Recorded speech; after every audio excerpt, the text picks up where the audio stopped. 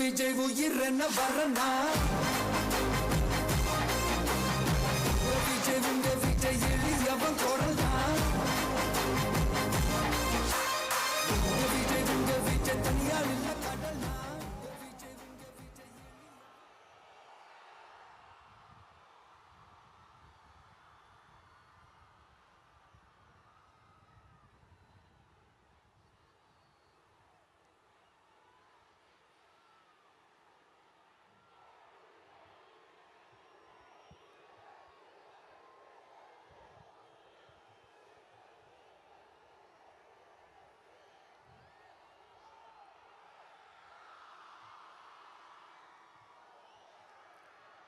மஞ்சள்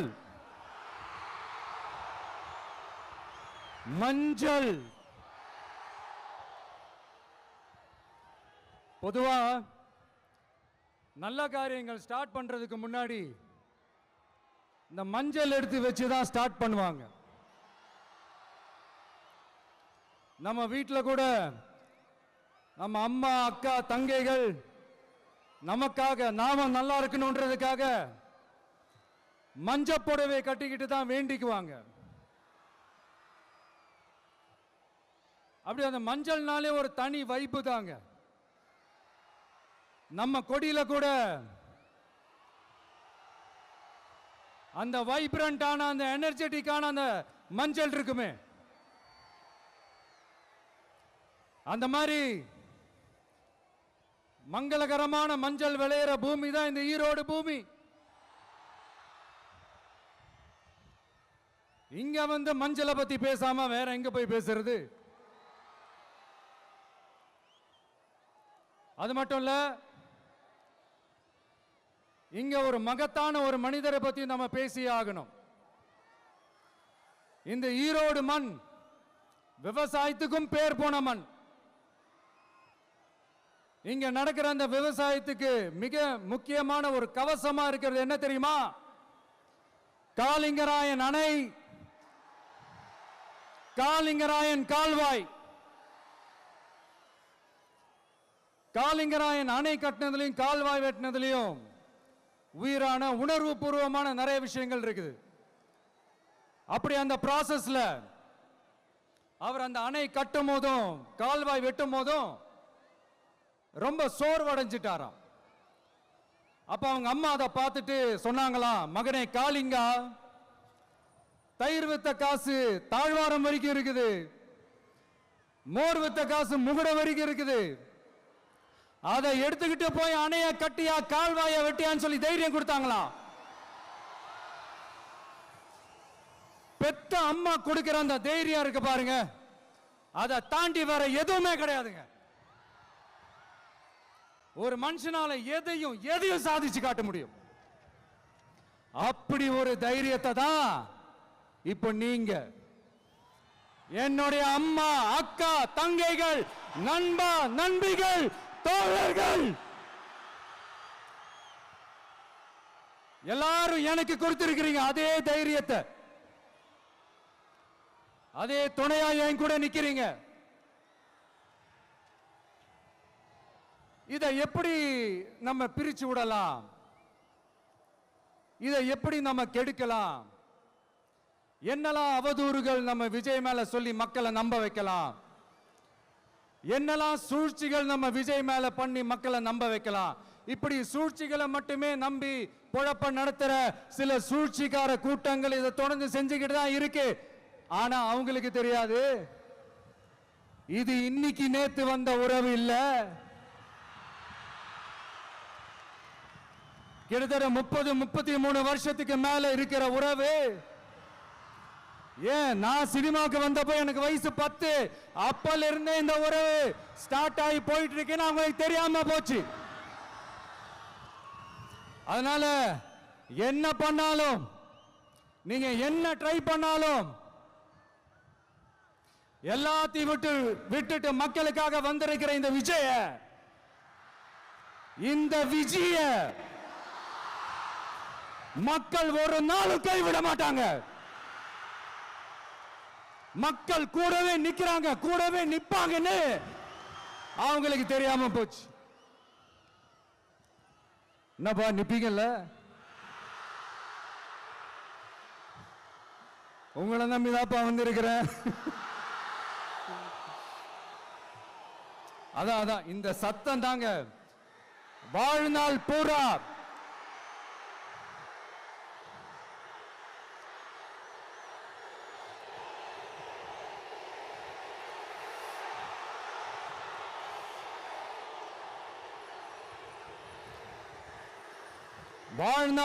உங்களுக்கு நன்றியோடவே இருப்பேன். இப்போ நம்ம காளிங்கராயன் அவர்கள் அணையை கட்டுறதுக்காக பவானிக்கு போய் பார்க்கும்போது ஒரு இடத்துல ஒரு பாம்பு வந்து உட்கார்ந்துச்சான், படுத்துச்சான். அது படுத்த இடத்துல தான் அவர் அணையை கட்ட ஸ்டார்ட் பண்ணாராம். அப்புறம் அந்த பாம்பு வளைஞ்சி நெளிஞ்சி போற இடத்துலலாம் கால்வாயை வெட்டினார்னு சொல்லி சில வாய்மொழி கதைகள்லாம் சொன்னாங்க. தண்ணியை சேமிச்சு வச்சு குடிக்கிறதுக்கும் விவசாயத்துக்கும். தம்பி கீழே இறங்கு, தம்பி கீழே இறங்குப்பா, ப்ளீஸ் கீழே இறங்குப்பா.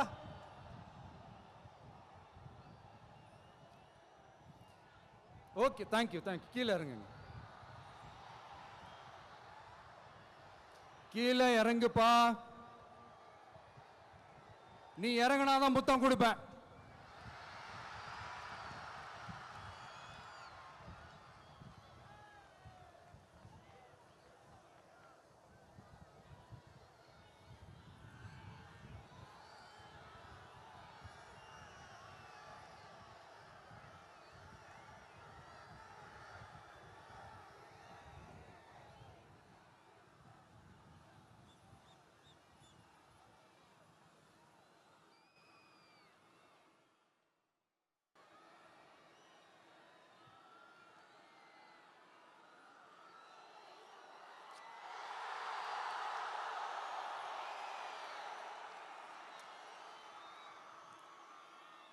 இப்படி தண்ணியை சேமிச்சு வச்சு குடிக்கிறதுக்கும் விவசாயத்துக்கும் வழி வகுக்கிறது எவ்வளவு பெரிய ஒரு நல்ல விஷயம்.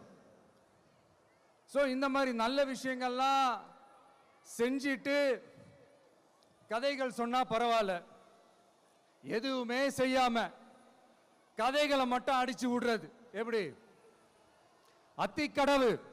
அத்திக்கடவு அவிநாசி திட்டத்தை இன்னும் விரிவுபடுத்தினா அந்த 3 மாவட்டத்தில் இருக்கிற லட்சக்கணக்கான மக்களுக்கு எவ்வளவு பிரயோஜனமா இருக்கும். எத்தனையோ லட்சம் ஏக்கர் நிலங்கள்ல விவசாயம் நடத்தினா எவ்வளவு பிரயோஜனமா இருக்கும். ஏன் அதெல்லாம் பண்ண மாட்டேன்றீங்க? வள்ளுவர் கோட்டத்துக்கு காட்டுற அக்கறைய இங்க மக்கள் வாழ்வாதாரத்தில் கொஞ்சம் காட்டலாம்ல, ஏன் காட்ட மாட்டேன்றீங்க? இங்க என்ன கவர்மெண்ட் நடத்துறாங்களா இல்ல கண்காட்சி நடத்துறாங்களா? இந்த 21ஆம் நூற்றாண்டிலே மக்களை பத்தி எதுவுமே யோசிக்கிறது இல்ல. ஆனா அந்த காலத்திலேயே இது எல்லாத்தையும் பத்தி யோசிச்ச, மக்களை பத்தி, குடிக்கிற தண்ணியை பத்தி, விவசாயத்தை பத்தி, அணை கட்டுறதை பத்தி, கால்வாய் வெட்டுறதை பத்தி, இதெல்லாம் எங்கிருந்து? பவானியிலிருந்து நொய்யலாறு வரைக்கும் கால்வாய் வெட்டி இது எல்லாத்தையும் பத்தி யோசிச்ச காளிங்கராயன் அவர்களுக்கு கோடி கும்பிடு போட்டாலும் பார்த்தாதுங்க. இப்படி அந்த காலத்துல இருந்த ஒரு ஹீரோவை பத்தி பேசிட்டு இந்த காலத்துல, அதாவது 1920th செஞ்சுரியில இருந்த ஒரு ஹீரோவையும் பத்தி நம்ம பேசி ஆகணும்ல. ஒருத்தர் இலகிய மனம் கொண்ட ஹீரோனா இன்னொருத்தர் இரும்பு மாதிரி அயன் மேன் தான். எஸ், நம்ம ஈரோடு கடப்பாறை தான்.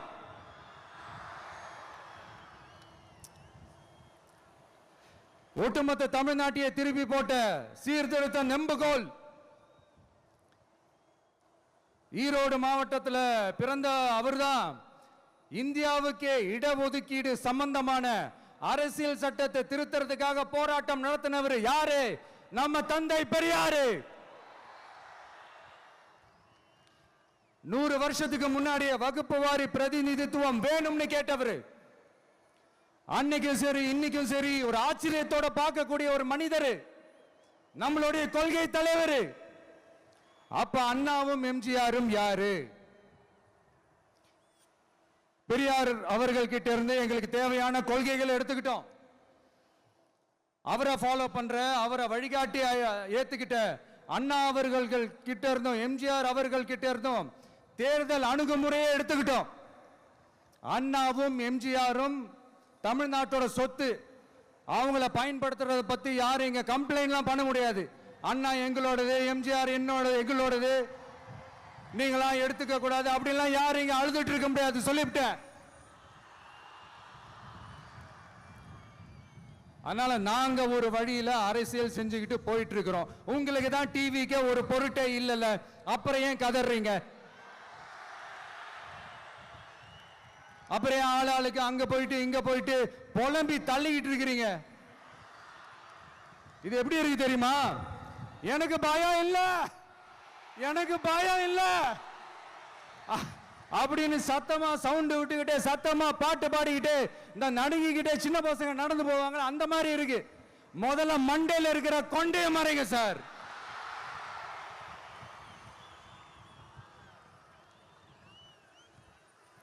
சும்மா மாறு வேஷத்துல மறு வச்சுக்கிட்டு மீடியா ஆளு, ரேடியோ ஆளுன்னு இவங்க ஆளுங்களே மாத்தி மாத்தி அனுப்பிக்கிட்டு, இதெல்லாம் என்ன மக்களுக்கு தெரியாதுன்னு நினைச்சிட்டு இருக்கீங்களா? மக்கள் எல்லாத்தையும் உன்னிப்பா கவனிச்சிட்டு இருக்காங்க. அதனாலதான் சொல்றேன், உங்களுக்கு நீங்க கொள்ளையடிச்சு வச்சிருக்கிற காசு தான் துணை.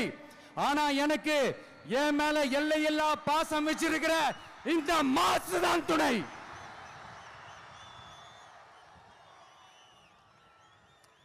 இப்படி நமக்கு துணையா இருக்கிற ஈரோடு மக்களுக்காக நான் இப்போ குரல் கொடுக்கலான்னு வந்திருக்கிறேன். சரி, இப்போ விஷயத்துக்கு வருவோம். பெரியார் அவர்கள் கிட்ட இருந்த அந்த செல்வாக்கையும் அந்த பதவிகளையும் அந்த பவரையும் வச்சுக்கிட்டு அவர் என்ன சொன்னார் தெரியுமா? இவ்வளவு செல்வாக்கு, இவ்வளவு பதவிகள், இவ்வளவு பவர் இருந்தோம் நான் ஒரு 5 பைசா காசு சம்பாதிச்சிருப்பேனா? எனக்கோ இல்ல என் குடும்பத்துக்கோ பட்டங்கள் வேணும், பதவி வேணும்னு ஏதாவது கேட்டிருப்பேனா? இல்ல ஏதாவது லாபம் பார்த்திருப்பேனா? இல்ல எதுக்காவது ஆசைப்பட்டிருப்பேனா? ஆனா அவர் பேரை சொல்லிக்கிட்டு, அவருடைய கொள்கையை ஃபாலோ பண்றதா சொல்லிக்கிட்டு இப்ப ஆட்சியில இருக்கிறவங்க என்னெல்லாம் செய்யறாங்கன்னு.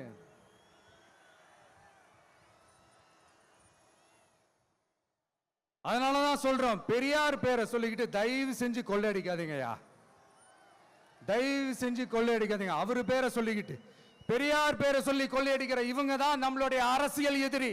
மக்களை நீங்க சொல்லுங்க, நம்மளுடைய அரசியல் எதிரி யாரு? நம்மளுடைய கொள்கை எதிரி யாரு? ரிப்பீட், நம்மளுடைய அரசியல் எதிரி யாரு? நம்மளுடைய கொள்கை எதிரி யாரு? உங்களுக்கு புரியுதுல்ல? எனக்கு அது போதும்யா, எனக்கு வேற எதுவுமே தேவையில்லை.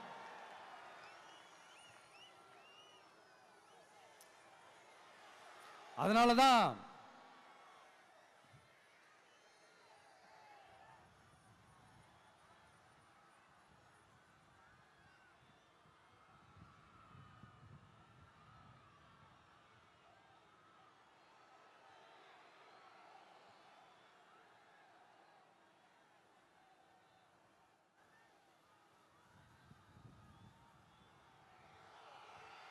உங்களுக்கு நம்மளை பத்தி, நம்ம அரசியலோட, நீங்க எல்லாரும் என்னோட அரசியலோட கனெக்டடா இருக்கீங்கன்றது ரொம்ப தெளிவா தெரியுது. அதனால எனக்கு அது போதும். அதனாலதான் எதிரிகள் யாருன்னு சொல்லிட்டு களத்துக்கு வந்திருக்கிறோம். அதனால அவங்கள மட்டும் தான் எதிர்ப்போம். அதுவும் அந்த எதிரிகள் யாரு இப்போ இங்க 2026 சட்டமன்ற தேர்தலில் களத்தில் இருக்கிறாங்களோ அவங்கள மட்டும் தான் எதிர்ப்போம். சும்மா களத்திலே இல்லாதவங்களையும்,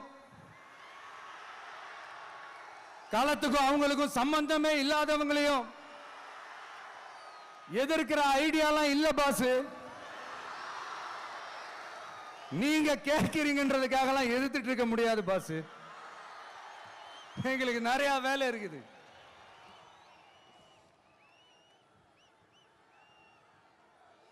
எத்தனை எத்தனை பொய்யான வாக்குறுதிகள்.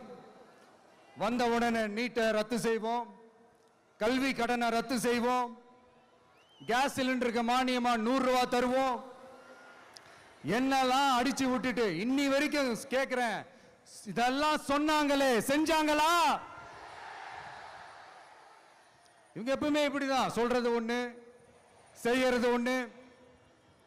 திமுகவும் பிரச்சனைகளும் ஃபெவிகால் போட்டு ஓட்டின ஃப்ரெண்ட்ஸ் மாதிரி ஒன்னில இருந்து ஒன்ன பிரிக்கவே முடியாது. இப்போ ஈரோடு பகுதியில் இருக்கிற பிரச்சனையை பத்தி பேசுவோம். பெரியார் பேரை மட்டும் சொல்லிக்கிட்டு எப்படி அவரோட கொள்கைகளுக்கு எதிராக செயல்படுறாங்களோ அப்படிதான் இந்த மஞ்சள் நகரத்தோட மஞ்சளுக்கும் ஒண்ணும் பண்ணல, மஞ்சள் விவசாயிகளுக்கும் ஒண்ணும் பண்ணல. ஆராய்ச்சி மையம், சிறப்பு மையம்னு கோடி கோடியா டெண்டர் விட்டாங்க, பேருக்கு கட்டிடத்தை கட்டினாங்க. ஆனா உலகமே போட்டி போட்டு வாங்குற மஞ்சளை மதிப்பு கூட்டி விற்பனை செய்ய, அதாவது அதோட வேல்யூ இன்க்ரீஸ் பண்ணி நம்ம விவசாயிகளுக்கும் இந்த மாவட்ட மக்களுக்கும் நன்மை செய்ய இதுவரைக்கும் என்ன செஞ்சிருக்காங்கன்னு யோசிச்சு பார்த்தா ஒரு பெரிய ஜீரோ தான். கரும்பு நெல்லுக்கு அரசாங்கம் விலை பிக்ஸ் பண்றாங்க, அதையும் ஒழுங்கா பண்றதில்ல. ஒவ்வொரு முறையும் பிரச்சனை. அங்க நெல் கொள்முதல் செய்யறதுல ஊழல்.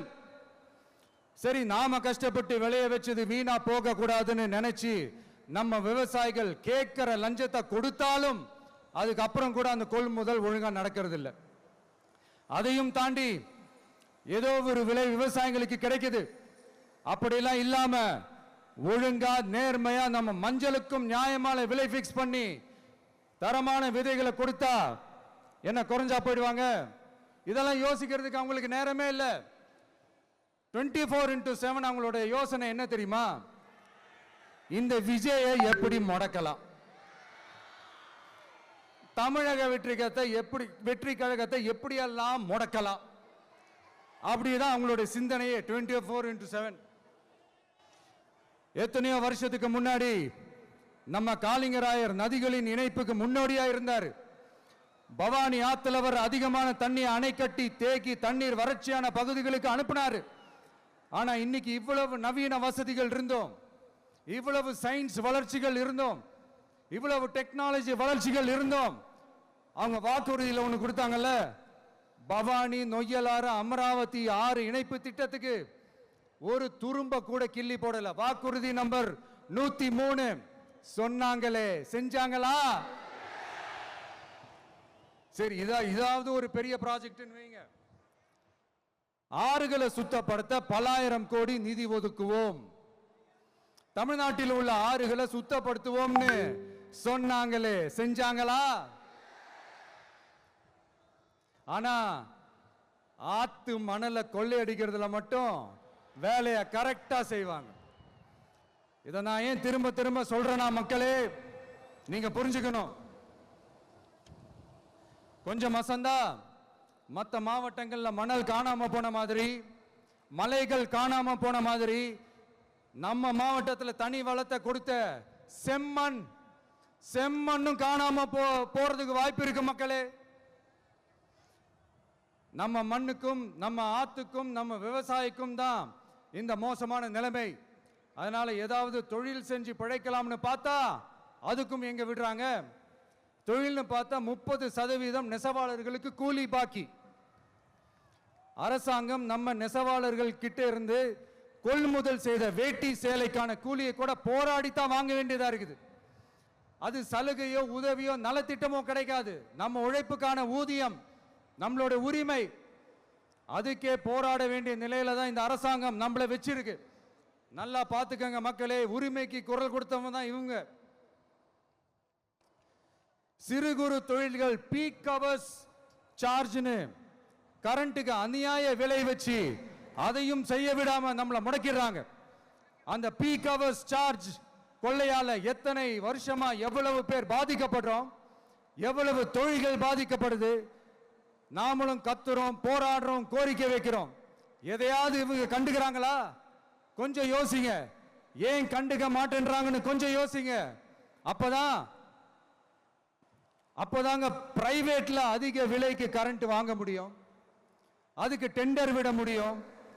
அப்படி டெண்டர் விட்ட மேட்டர்ல எல்லாம் என்ன நடக்கும்னு உங்களுக்கும் தெரியும், எனக்கும் தெரியும், நம்ம எல்லாருக்குமே தெரியும்.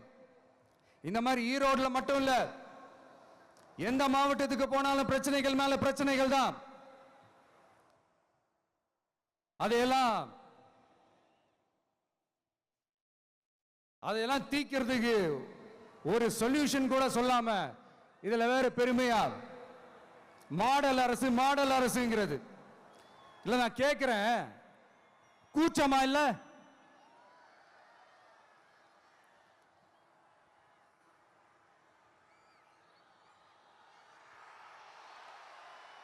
இதெல்லாம் கேட்டா அப்படியே நம்ம பக்கம் யூட்டர்ன் அடிச்சு வந்துருவாங்க.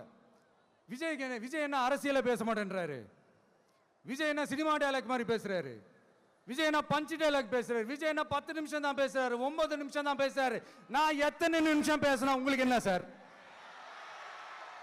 நான் எப்படி பேசினா உங்களுக்கு என்ன சார்?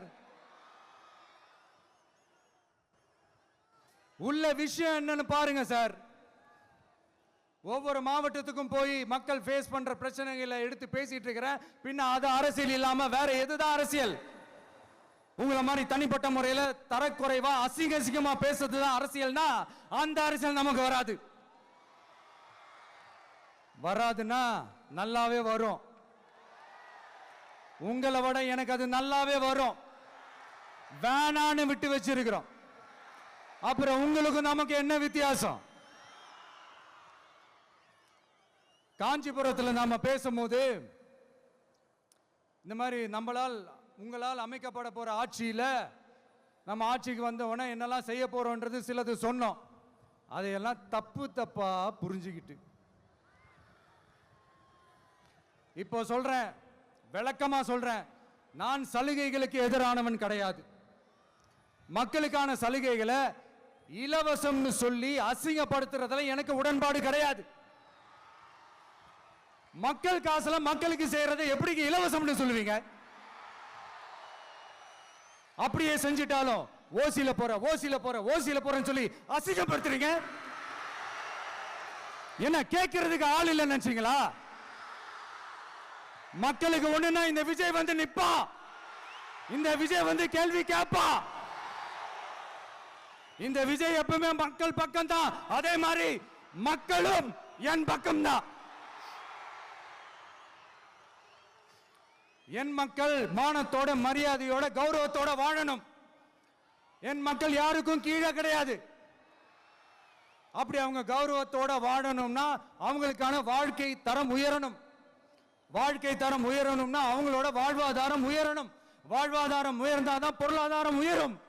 பொருளாதாரம் உயர்ந்தாதான் வசதி வாய்ப்புகள் உயரும். இதெல்லாம் உயர்ந்தாலே ஆட்டோமேட்டிக்கா அவங்களோட வாழ்க்கை தரம், அவங்களுக்கான மரியாதை, அவங்களுக்கான கௌரவம் எல்லாமே உயரும். இதுக்கான வழிகள், அந்த சூழல்களை அந்த கவர்மெண்ட் அமைச்சு கொடுக்கணும். இதுக்கான அந்த திட்டங்களை செயல்படுத்தணும். இதெல்லாம் செஞ்சாதான் அந்த அரசாங்கம் ஒரு நல்ல அரசாங்கம். இதைத்தான் சொன்னோம்.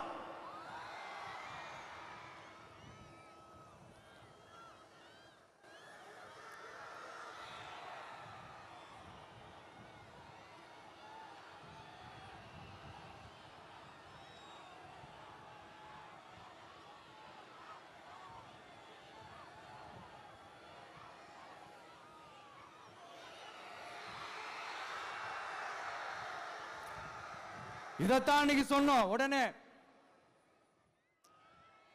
சொன்னா மட்டும் போதுமா? எப்படி செயல்படுத்துவீங்க?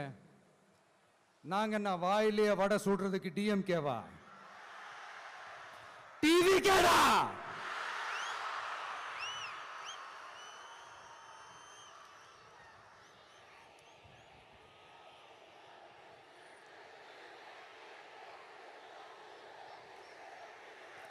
எல்லாருக்கும் எல்லாருக்கும் நிரந்தரமான ஒரு வீடு இருக்கணும்னு சொன்னோம்.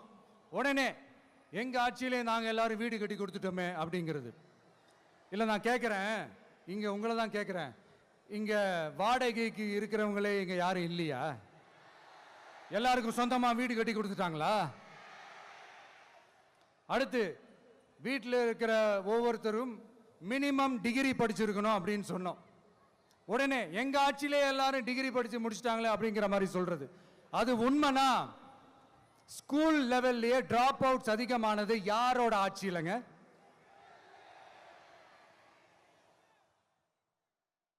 பசங்க பிள்ளைங்க யாரும் ஸ்கூல்ல சேரலன்னு சொல்லிட்டு எனக்கு தெரிஞ்சு 207 கவர்மெண்ட் ஸ்கூல்ஸ் மூடினது யாரோட ஆட்சியிலங்க? இதுல கல்வியில் சிறந்த தமிழ்நாடுன்னு டிராமா வேற. அடுத்து குடும்பத்தில் ஒருத்தருக்கு நிரந்தரமான வருமானம் வரணும், வேலை வாய்ப்பு கிடைக்கணும் அப்படின்னா நாங்க கொடுக்காத வருமானமா, நாங்க கொடுக்காத வேலையா அப்படிங்கிறது. எத்தனையோ லட்சம் காலி பணியிடங்கள் நிரப்புவோம்னு வாக்குறுதி கொடுத்துட்டு ஆட்சிக்கு வந்தீங்களே, எத்தனை லட்சம் காலி பணியிடங்களை நிரப்புனீங்க? அட்லீஸ்ட் 1 லட்சம் காலி பணியிடங்களாவது நிரப்புனீங்களா? இதெல்லாம் சொல்லிட்டு மக்களை ஏமாத்துறது யாரோட ஆட்சியிலங்க?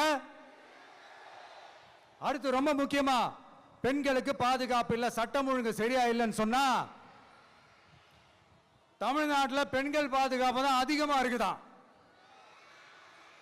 நீங்க சொல்லுங்க மக்களே, பெண்கள் பாதுகாப்பு இருக்கு? சட்டம் ஒழுங்கு சரியா இருக்கு? அவங்க சொல்றது உண்மையா? அவங்க சொல்றதை நீங்க ஏத்துக்கிறீங்களா? சத்தமா கேக்குதா சார்? இதுதான் ரியாலிட்டி, இதுதான் நிஜம். நம்மளுடைய ஆட்சியில சட்டம் ஒழுங்குல சமரசமே இருக்காது. அதனாலதான் இவ்வளவு ஸ்ட்ராங்கா சொல்றோம், தைரியமா இருங்க மக்களே. இந்த மாதிரி விஷயங்கள்லாம் நம்ம மக்கள் கிட்ட எடுத்து சொன்னா உடனே இந்த இது எடுத்துட்டு வந்துருவாங்க.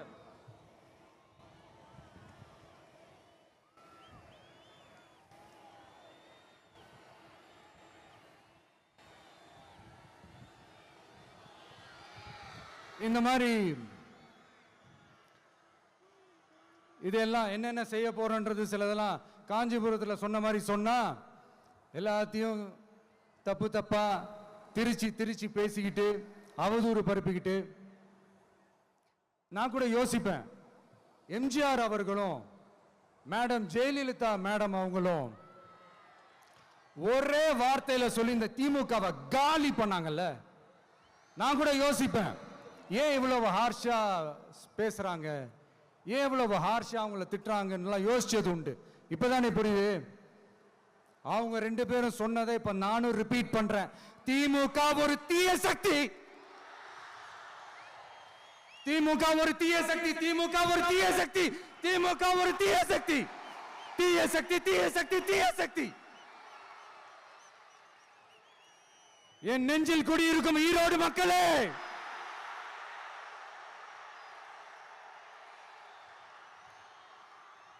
டிவிகே ஒரு தூய சக்தி. எப்படி? டிவிகே ஒரு தூய சக்தி. தூய சக்தி டிவிகேவுக்கும் தீய சக்தி டிஎம்கேவுக்கும் தான் போட்டியே.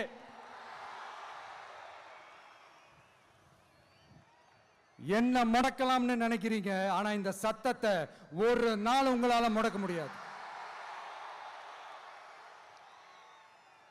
மக்கள் விரோத திமுக அரசை வீழ்த்த மக்கள் சக்தியான நம்மளால மட்டும்தான் முடியும். அண்ணன் செங்கோட்டையன் அண்ணன் அவர்கள் நம்ம கூட வந்து சேர்ந்தது நமக்கு ஒரு மிகப்பெரிய ஒரு பலம். அந்த மாதிரி செங்கோட்டையன் அண்ணன் அவர்கள் மாதிரி இன்னும் நிறைய பேர் வந்து சேர இருக்கிறாங்க. அவங்க எல்லாருக்குமே அந்த உரிய அங்கீகாரத்தை கொடுப்போம்.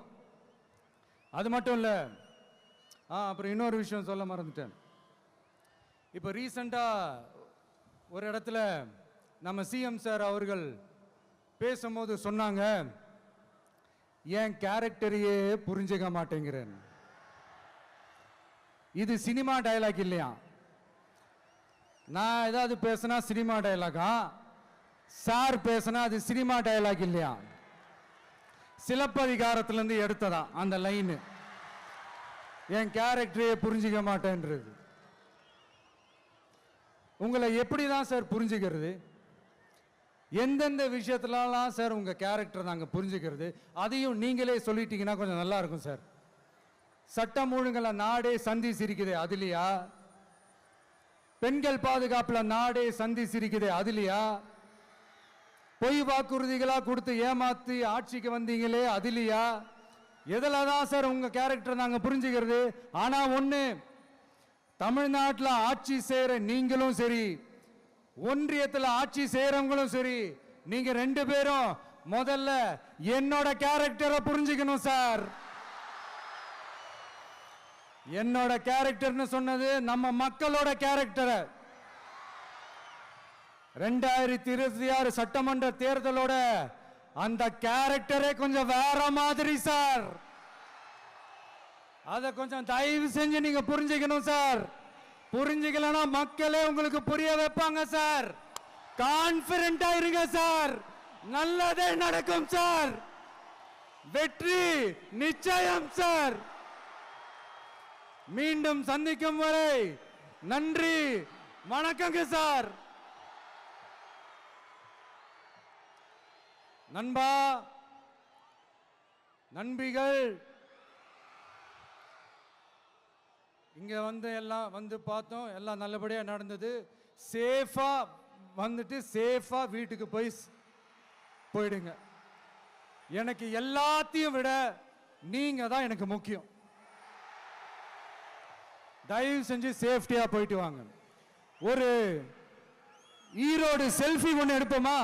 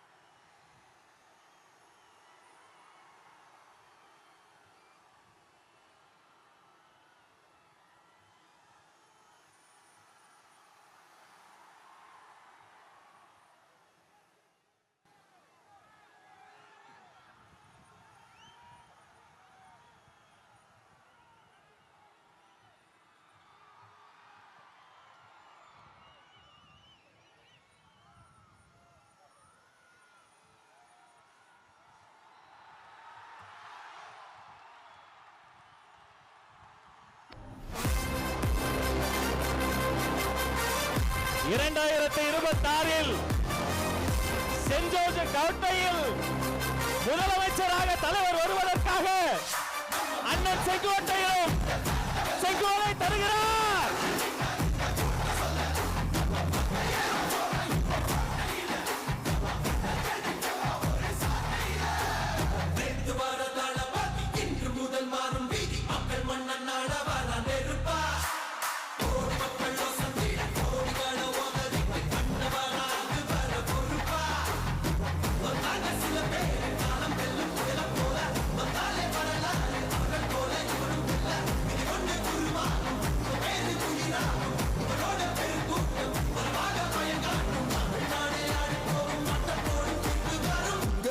உங்க விஜய் உயிர் என்ன வரனா? உங்க விஜய் எளியவன் குரல் தான். உங்க விஜய் தனியார் இல்ல கடல் தான். உங்க விஜய் எளியவன் குரல் தான். உங்க விஜய் தனியார் இல்ல கடல் தான். மக்கள் தானே மன்னர்களை உனக்கு காட்ட வரனா?